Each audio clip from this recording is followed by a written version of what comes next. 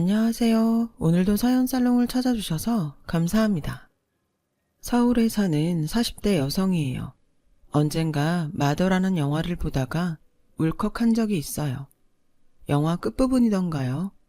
극중 엄마 역을 맡은 김혜자 씨가 자기 아들 대신 범인으로 몰린 청년을 찾아가 이런 말을 하더라고요. 너는 엄마 없니?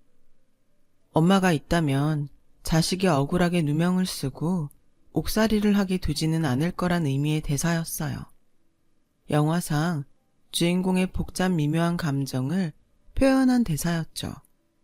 그런데 그 대사를 듣자마자 순간 울컥하더라고요. 누명을 쓰고 철창 안에 갇힌 청년이 마치 제 자신 같았거든요. 저 역시 절 위해 세상과 맞서 싸워줄 부모님이 없는 고아였으니까요. 부모가 없다는 건 돌아갈 집이 없는 것처럼 막막하고 불안한 거예요. 친구 집에 놀러 갈 때, 면접을 볼 때, 심지어 결혼 승낙을 받으러 시댁에 찾아갔을 때 이런 질문을 받으면 더더욱 그렇죠. 부모님은 뭐 하세요? 상대의 이 질문에 저처럼 부모 없는 사람들은 순식간에 세상에서 가장 불쌍한 사람이 되곤 해요. 그렇다고 제가 처음부터 고아였던 건 아니에요. 초등학교 1학년 때까지는 저도 다른 친구들처럼 부모님의 사랑을 듬뿍 받고 살던 평범한 아이였거든요. 그날 그 사고만 없었더라면 말이죠. 초등학교에 들어가고 처음 맞았던 어린이날, 저는 며칠을 부모님을 졸라 용인에 있는 대공원에 놀러 갔어요. 날이 날이니만큼 엄청난 인파에 휩쓸려 정작 놀이기구는 몇 개 못 탔지만 그래도 좋았어요. 잔디밭에 자리를 잡고 앉아서 엄마가 정성껏 준비한 도시락을 먹고 해질녘엔 퍼레이드까지 봤죠. 정말 최고의 어린이날이었어요. 그렇게 행복한 시간을 보내고 집으로 향하는 길이었어요.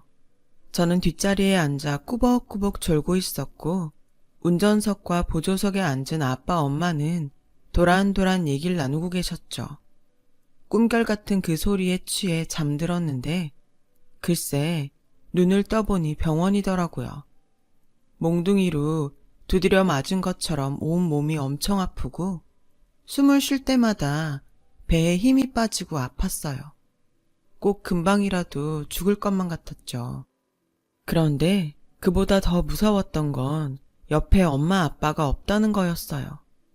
제가 감기 기운만 조금 있어도 밤새 제 곁을 지켜주시던 분들인데 내가 이렇게 아픈데 옆에 없다니 이상했죠. 그래서 간호사 언니한테 우리 엄마랑 아빠 어딨냐고 물었더니 당황하면서 아무 말 못하더라고요.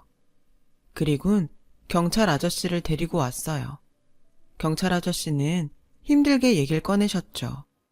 음주운전 차량과 정면 충돌을 해서 엄마 아빠가 세상을 떠나셨고 저 혼자만 살아남았다고요. 믿을 수가 없었어요. 조금 전까지 제 앞에서 도란도란 얘기를 나누던 엄마 아빠가 나만 두고 세상을 떠나셨다니요. 이건 분명 꿈일 거라고 생각했어요.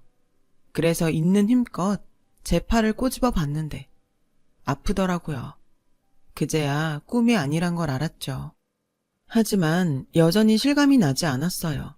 지금이라도 당장 엄마 아빠가 병실 문을 열고 들어올 것 같았거든요. 하지만 끝끝내 엄마 아빠는 오지 않았고 저는 그렇게 고아가 됐어요. 부모님 장례식이 끝나고 저는 부산에 살고 있는 고모 집에서 살게 되었어요. 고모라고는 하지만 아빠와는 배다른 남매 사이라서 지금껏 얼굴도 한번 본 적 없는 사이였죠. 경찰 아저씨들이 하는 얘기를 들었는데 아무도 저를 돌봐주겠다는 사람이 없어서 시설에 보내려고 했대요. 그때 고모가 저를 맡아주겠다고 연락을 했다고 하더라고요. 결혼도 안 한 여자가 참 대단해. 친오빠도 아니고 배다른 오빠 딸을 키우겠다고 나서다니. 그렇게 저는 난생 처음 보는 고모를 따라 부산에서 살게 되었어요. 서울 우리 집을 처분한 돈과 부모님 앞으로 예금돼 있던 돈, 그리고 사망보험금은 고모가 관리하기로 했고요. 사실 그 돈 때문에 말이 많긴 했어요. 처음엔 저를 맞지 않겠다고 했던 친척들이 거액의 사망보험금 소식을 듣고는 고모 집에 들이닥쳤거든요. 그럴 때마다 고모와 친척들은 싸움을 벌였고 급기야 이웃의 신고로 경찰이 출동하기도 했을 정도였죠. 상황이 그렇다 보니 고모와 저는 친척들을 피해 이사를 다녀야 했어요. 얼마나 지독하게 쫓아왔는지 한 번은 학교까지 찾아와 난동을 피운 탓에 제가 고아라는 사실이 전교에 퍼져서 한동안 전교생의 눈치를 봐야 했어요. 마치 운동장에서 발가벗고 서 있는 기분이었죠. 그 일이 있고 얼마 뒤 고모는 변호사를 선임해 친척들이 제게 접근하지 못하도록 접근 금지 명령을 받아냈어요. 그제야 고모와 저는 더 이상 친척들 괴롭힘에 시달리지 않을 수 있었죠. 고모는 말수가 적은 사람으로 감정을 드러내지 않는 분이었어요. 저에게 필요한 것들은 부족함 없이 챙겨주는 분이었지만 그렇다고 살갑거나 따뜻한 분은 아니었어요. 그래서 고모와 함께 살면서도 함께 대화를 나눠본 적은 거의 없어요. 필요한 말 외에는 하지 않았거든요. 그렇다 보니 고모와 함께 사는 집은 일종의 기숙사처럼 여겨졌고, 그래서 내가 독립할 나이가 되면 언제고 떠나야 되는 곳으로 인식됐어요. 서울에 있는 대학에 입학을 하면서 고모 집을 나오게 됐을 때 미련 없이 나올 수 있었던 것 같아요. 혼자서 서울살이를 하고부터는 부산 고모 집에 가는 일이 뜸해졌어요. 가끔 고모가 서울로 올라오긴 했지만 그저 식당에서 밥 한 끼 같이 먹고는 다시 돌아가는 시기였죠. 그러다가 제가 지금의 남편을 만나 연애를 시작하고부터는 그런 만남도 끝나고 말았고요. 남편은 제가 다니던 회사 거래처 직원이었는데 일적으로 만났다가 마음이 통해서 사귀게 되었어요. 남편은 3남매 중 장남으로 자립심이 강한 사람이었어요. 대학에 입학한 이후 학비며 용돈은 자기 힘으로 해결해 왔을 정도로요.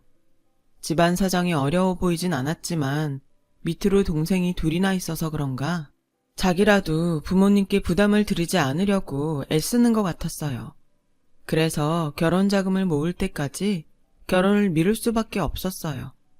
딱히 결혼이 급하지 않았던 저로서는 그런 남편을 묵묵히 기다려 주었죠. 그렇게 9년간의 연애를 끝으로 드디어 우리는 결혼을 하기로 했고 시댁에 인사를 드리러 가게 되었어요. 오랜 연애 기간 탓에 거의 며느리로 인정받던 터라 걱정은 안 했어요. 그런데 화장실 들어갈 때랑 나올 때 마음이 다르다고 막상 결혼을 앞두니 전과는 다르게 대하더라고요. 특히 시어머님이요. 난 우리 애가 너랑 결혼까지 갈 줄은 정말 몰랐다. 솔직히 부모 없는 널 받아들이는 게 나로서는 달갑지만은 않아. 어쩌겠니? 이게 부모 마음인걸. 난 내 자식이 장인장모 사랑 듬뿍 받으며 살았으면 했다. 씨암탉은 아니래도 삼계탕 정도는 끓여줄 장모는 있어야지. 소도 비빌 언덕이 있어야 한다는데 이건 뭐? 아휴, 내 아들이 처가 도움 하나 못 받고 살아야 한다는 게 너무 분해. 내 말이 야속할지 모르겠지만 이게 내 솔직한 심정이다. 지난 9년간 거의 며느리 수준으로 철철이 옷도 사다 드리고 매번 화장품도 사드렸건만 받을 땐 아무 말 없다가 이제와 고하라 싫다니 정말 야속하고 서운했어요. 하지만 어쩌겠어요. 다른 사람을 만나도 이런 일이 없을 거란 보장이 없는걸요. 세상에 누가 고아인 며느리를 두 팔 벌려 따뜻하게 받아주겠어요. 그걸 알기에 저는 아무 말도 못하고 그저 처분만 기다리는 심정으로 자리를 지키고 있었어요. 엄마, 너무 하시는 거 아니에요?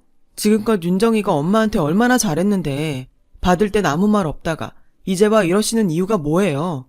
부모님 일찍 돌아가신 게 윤정이 잘못 아니잖아요. 엄마도 자식 키우는 입장이면서 가슴에 못 박는 소리를 해야 되냐고요. 엄마가 뭐라 그러든 저 이 결혼해요.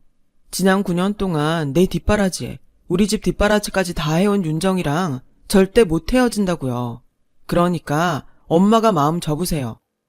그동안 잘하면서 반항 한 번 없었던 남편은 그날 처음으로 부모님 앞에서 큰 소리를 냈어요.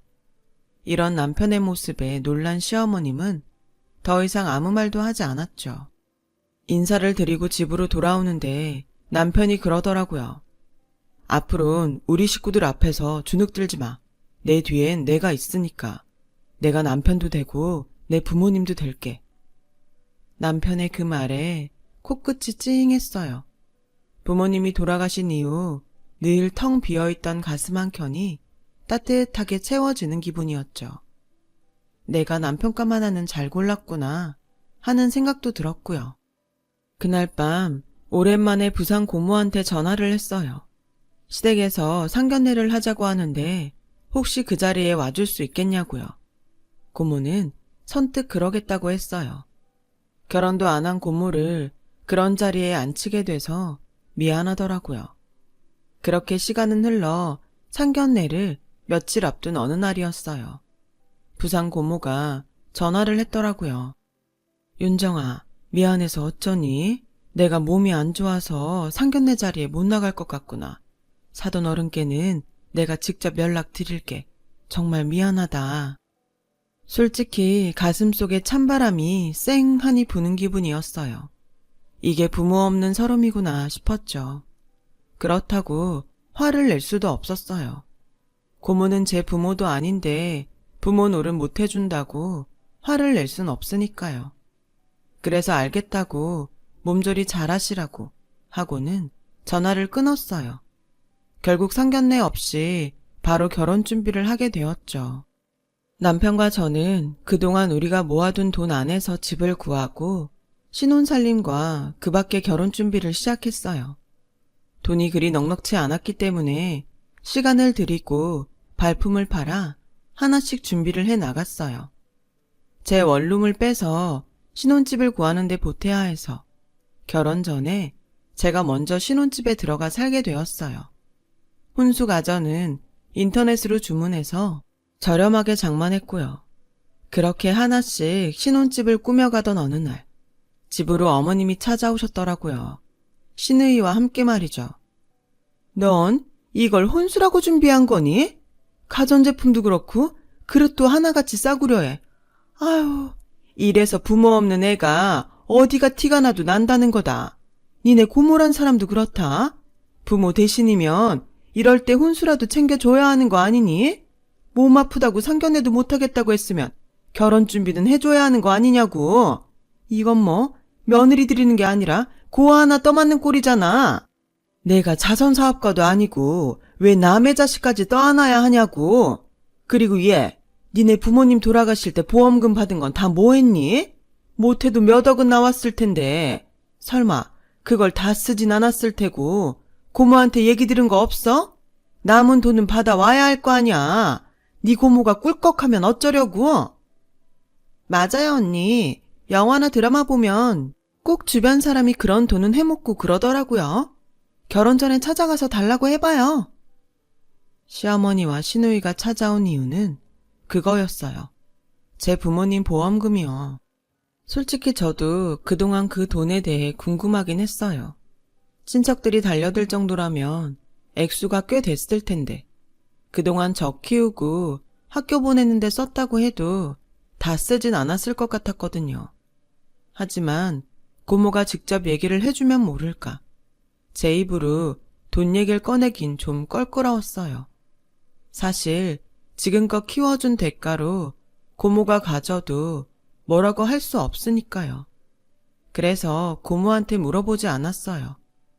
그러는 사이 결혼식 날이 다가왔고 저는 부산 고모한테 전화를 했어요.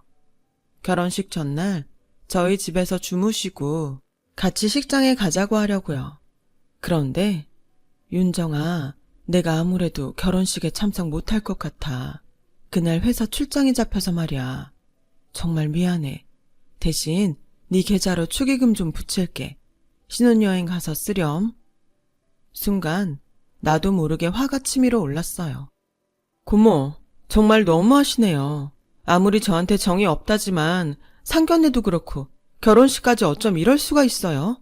이럴 거면 애초에 못 온다고 하지 그랬어요. 그래야 기대도 안 하죠. 그동안 저 키워주신 거 고마워요. 근데요, 고모랑 살면서 늘 외로웠어요. 고모는 한 번도 절 가족으로 대한 적 없었으니까요. 이럴 거 차라리 다른 친척들이 저 데려간다고 할 때 주지. 왜 절 데리고 산 거예요? 혹시 우리 엄마 아빠 사망보험금 때문에 그런 거예요? 그거 탐나서 그런 거냐고요.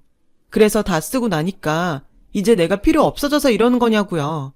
말해봐요. 변명이라도 하라고요. 고모는 아무 말도 하지 않았어요. 저요, 다시는 고모한테 전화 안 해요. 고모가 죽었대도 안 찾아갈 거예요. 보험금이 얼마나 되는지 모르겠지만 그동안 저 키워준 값으로 생각하고 살게요. 그러니까 이제 연락하지 말고 살아요. 저는 전화를 끊고는 주저앉아 한참을 목 놓아 울었어요. 이제 정말 고모와 연을 끊겠다 다짐을 하면서 말이죠. 결국 고모는 결혼식에 오지 않았고 신부 부모석은 공석인 채 의자만 덩그러니 놓여 있었어요. 그 바람에 남편 측 집안 사람들이 제가 고아라는 걸 눈치채버렸고요. 그 일로 시어머니는 두고두고 저를 괴롭히셨어요. 너 나 엿먹이려고 작정했니? 아무도 안 올 거면 사람이라도 사서 자리에 앉혔어야지. 꼭 그렇게 자리 비워두고 나 고아요 사람들 앞에 드러내야 했냐고. 네 눈엔 우리 집이 우습니? 내가 그렇게 만만해 보여? 불쌍해서 고아 며느리 받아줬더니 이렇게 뒤통수를 쳐? 어머님, 정말 죄송해요. 제가 진작 챙겼어야 했는데 워낙 경황이 없어서 깜빡했어요. 제 실수예요. 이해해 주세요. 앞으로는 이런 일 없게 할게요. 그래? 그럼 약속해라. 앞으로 내 말에 고분고분 따르겠다고. 짖으라면 짖고 물라면 물고 우리 집 개처럼 내 말에 따르겠다고. 왜? 싫어? 못하겠어? 결혼식 날 봐서 알겠지만 너한테 부모가 있기라니 하다못해 사돈의 팔촌이라도 있기라니 네 뒷배 대줄 사람은 네 남편이랑 우리 식구들밖에 없어. 그러니까 너도 고마운 줄 알고 시댁에 충성하란 말이야. 언니, 시어머니 잘 얻은 줄이나 아세요. 세상에 어떤 시어머니가 며느리 뒷배가 돼준대요? 언니가 부모 복은 없어도 시댁 복은 있는 사람이네. 그러니까 알아서 기라고요. 나한테도 잘 좀 하고요. 시어머니와 시누이는 남편 눈을 피해 제게 막말을 해대곤 했어요. 처음엔 몇 번 이러다가 반응 안 하면 알아서 그만하겠지 했는데 시간이 지날수록 막말의 수위가 높아지더니 나중엔 말도 안 되는 요구까지 하기 시작했어요. 그런데 시누이 결혼을 앞두고는 이전과는 완전 달라졌지 뭐예요? 예, 설거지는 내가 할 테니 넌 가서 좀 쉬어. 밖에서 일하느라 힘들었을 텐데. 딸 시집 보낼 때가 되니 며느리 심정을 이해하게 된 건지 시어머니가 확 달라졌더라고요. 그런데 이런 모습이 마냥 달갑지만은 않았어요. 그간의 행동으로 보아 이러는 데는 분명 그럴 만한 이유가 있을 것 같았거든요. 그리고 제 예상은 틀리지 않았어요. 얼마 뒤 꿍꿍이를 알게 됐거든요. 예, 내가 일전에 말했던 니네 부모님 사망보험금 말이다. 그거 네 고모한테 물어봤니? 얼마나 남아있다디? 저 어머님, 그 일은 잊어주세요. 그동안 생활비며 제 학비로 들어간 돈도 꽤 되고 설사 남아있다고 해도 저 고모한테 그 돈 달라고 못해요. 그동안 절 키워주신 것만으로도 충분하니까요. 어머? 얘가 뭐라는 거니 지금? 너 그게 한두 푼인 줄 아니? 사람이 둘이나 죽었어. 가해자한테 받은 위자료도 어마어마할 거라고. 거기다 보험금에 니네 집 팔아 챙긴 돈까지 못해도 수억은 될 거다. 그걸 포기하겠다고? 너 바보 아니니? 어디 모자란 애 아니냐고. 네가 못하겠다면 내가 알아서 하마. 넌 굿이나 보고 떡이나 먹어. 제 만류에도 불구하고 시어머니는 업체에 의뢰해 고모의 뒷조사를 시작했고 얼마 뒤 엄청난 결과를 듣게 되었어요. 이것 봐라. 내 이럴 줄 알았다니까. 네 고모란 여자가 부산에 건물을 가지고 있더라. 구입 연도를 보니까 너 데리고 오고 딱 1년 뒤야. 이게 뭘 의미하겠니? 은행 말단 직원인 네 고모 월급이 얼마나 한다고 수억짜리 건물을 사?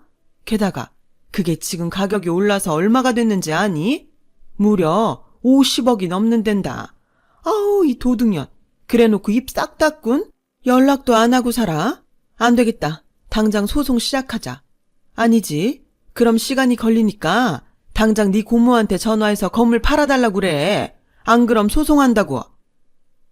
솔직히 놀랐어요. 시어머니 말을 믿고 싶지는 않았지만 정황상 틀린 말은 아니었으니까요.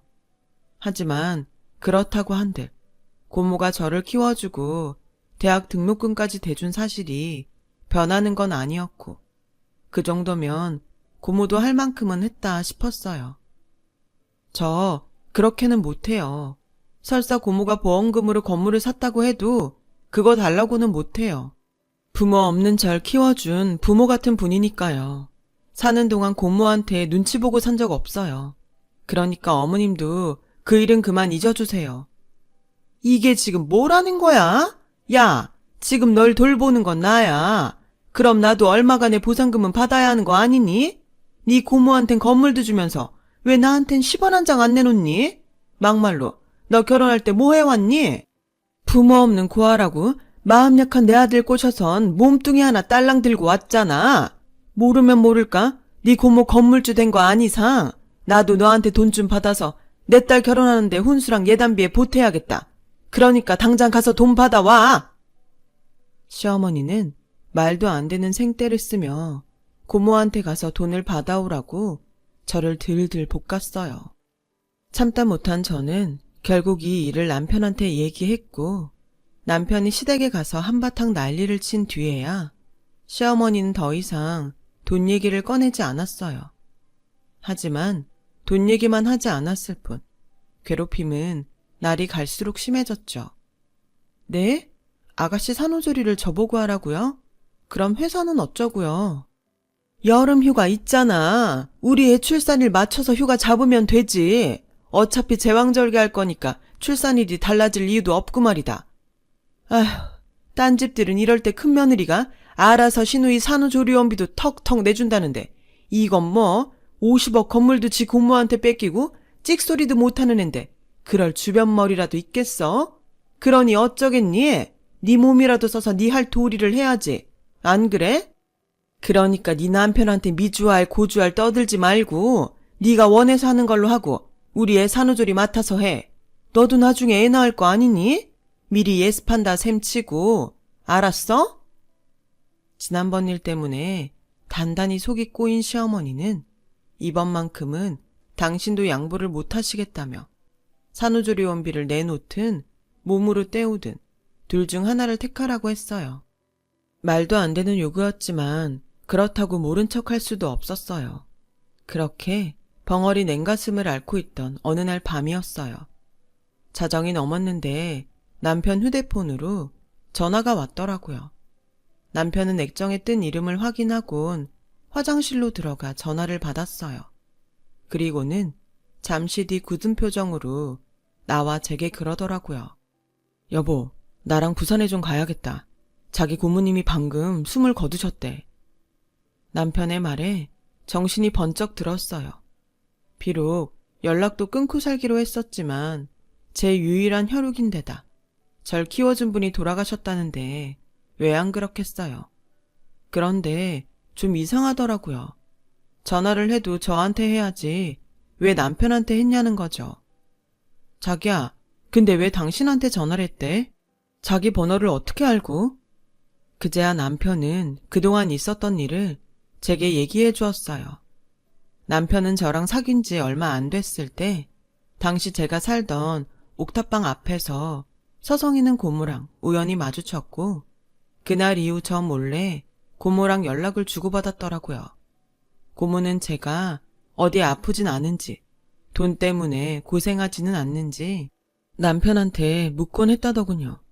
결혼할 때도 저 몰래 집 구하는데 보태라고 5천만 원을 보내주시면서 부산에 사두신 건물 얘기를 하셨대요.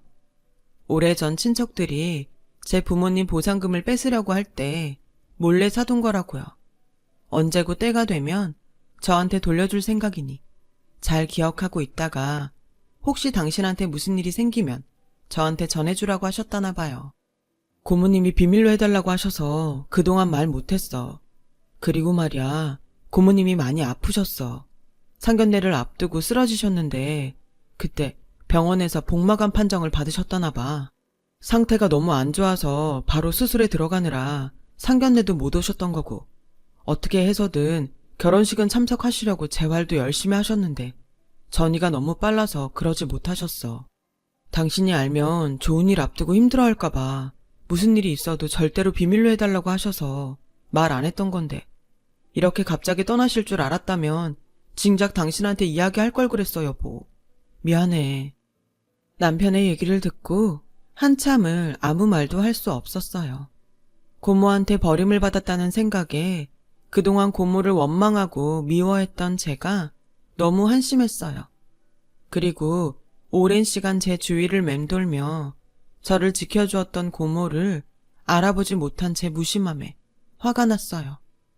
한 번도 나를 진심으로 사랑해준 적 없다고 생각했는데, 그래서 부산 집을 떠날 때도 아무런 죄책감 없이 떠났었는데, 어쩌면 이게 다 이별할 때 제가 미안해하지 않도록 하기 위한 고모의 배려였다고 생각하니 눈물이 멈추지 않았어요. 그 큰 사랑을 받고도 늘 받은 게 없다고 생각했던 제가 한심했어요. 그날 남편과 함께 부산으로 내려간 저는 장례를 치른 뒤 고모가 살던 부산집을 정리하러 갔어요. 20살 봄에 떠나온 후로 단 한 번도 찾지 않았던 그 집은 내 기억 속 그대로였어요.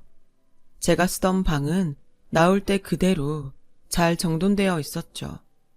어쩌면 고모는 제 방을 쓸고 닦으며 제가 찾아와 주길 바랬는지도 몰라요. 언제고 찾아와도 어색하지 않도록 떠날 때 모습 그대로 지켜왔던 거겠죠.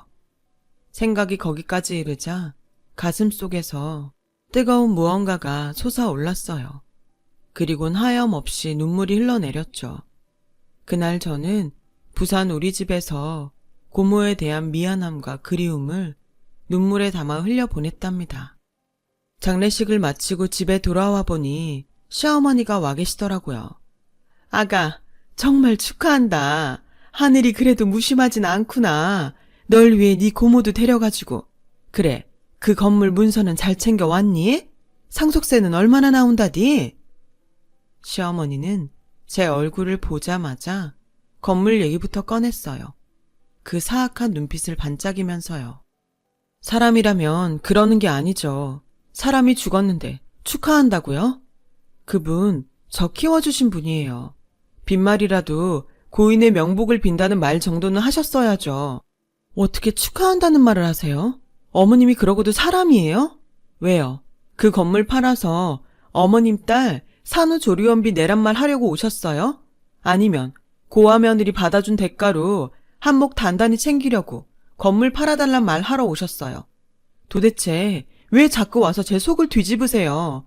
따지고 보면 어머님도 고아잖아요. 근데 왜 저한테만 고아라고 막말하고 함부로 대하시는 건데요? 부모 없는 건 어머님이나 저나 똑같은데 왜 저만 괴롭히냐고요. 잘 들으세요. 앞으로 저한테 함부로 하지 마세요. 어머님이 그러시면 저도 어머님한테 함부로 할 거예요. 그리고 저희 고모 건물 눈독 들이지 마세요. 그 건물에서 나온 돈 10원 한 장도 어머님이랑 어머님 딸한테 안 갈 거니까요. 아셨어요? 저는 그동안 참았던 말을 퍼붓곤 방으로 들어왔어요. 얼마나 힘을 주고 말했는지 손가락이 바들바들 떨리더라고요. 그날 이후 더 이상 어머님은 제게 고아란 말을 꺼내지 않으셨어요. 제 말에 겁을 먹어서 그런 건 아니고 남편이 폭탄 선언을 했거든요. 한 번만 더 제 앞에서 고아 어쩌고 소리를 하면 부모 자식 간의 연을 끊고 살겠다고요. 엄마들은 나이 들면 아들 눈치를 보게 된다더니 그 말이 딱이었죠. 아무튼 일련의 사건으로 저는 하루아침에 50억대 건물주가 되었어요. 저에게 시댁의 개로 살라던 시어머니는 닭 쫓던 개가 되어선 지붕만 쳐다보는 격이 됐고요. 인생사 새옹지마라고 이렇게 상황이 역전될 줄은 몰랐네요. 오늘따라 고모 생각이 많이 납니다. 고모한테 가서 고모랑 수다 떨다 와야겠습니다. 저를 묵묵히 지켜준 고모를 위해서라도 기죽지 않고 인생 열심히 살아보려 합니다. 제 사연을 들어주셔서 감사드려요. 항상 건강하시고 행복하세요. 여러분, 사연 댓글에 응원과 현명한 조언 부탁드려요. 좋아요와 구독은 저에게 큰 힘이 됩니다. 오늘도 좋은 일 가득하세요.